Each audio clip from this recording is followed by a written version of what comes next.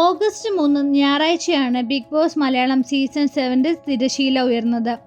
Social മീഡിയയിൽ viral താരങ്ങളായ രേണു സുധി ഈ സീസണിൽ മത്സരിക്കാൻ എത്തിയിട്ടുണ്ട്. രേണുവിൻ്റെ വലിയ രീതിയിലുള്ള സോഷ്യൽ മീഡിയ റീച്ചിനെ കുറിച്ച് മത്സരാർത്ഥികൾക്ക് നല്ല ശതമാനം ആളുകൾക്കും ബോധ്യമുണ്ട്.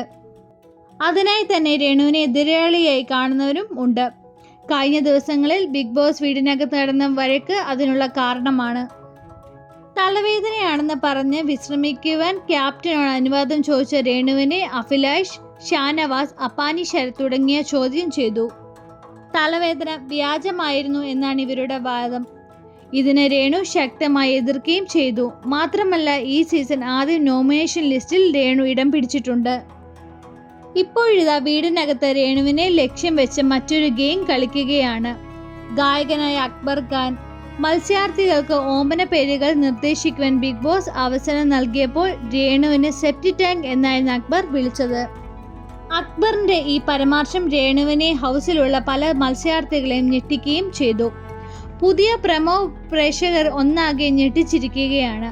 അക്ബർ രേണുവിനോട് മാപ്പ് പറയണമെന്നാണ് ഒരു വിഭാഗം പ്രേക്ഷകർ പറയുന്നത്. ടാസ്കിന് പിന്നാലെ സെപ്റ്റി ടാങ്ക് എന്ന പേര് കേൾക്കുന്നത് എൻ്റെ ലൈഫിൽ ആദ്യമായിട്ടാണ്. തന്നെ ഹർട്ട് ചെയ്തു. ഞാൻ ഉരുകിപ്പോയി. ഒരിക്കലും കരുതിയതല്ല. കരഞ്ഞ് ഒരു അടവും കാണിക്കുന്നതല്ല.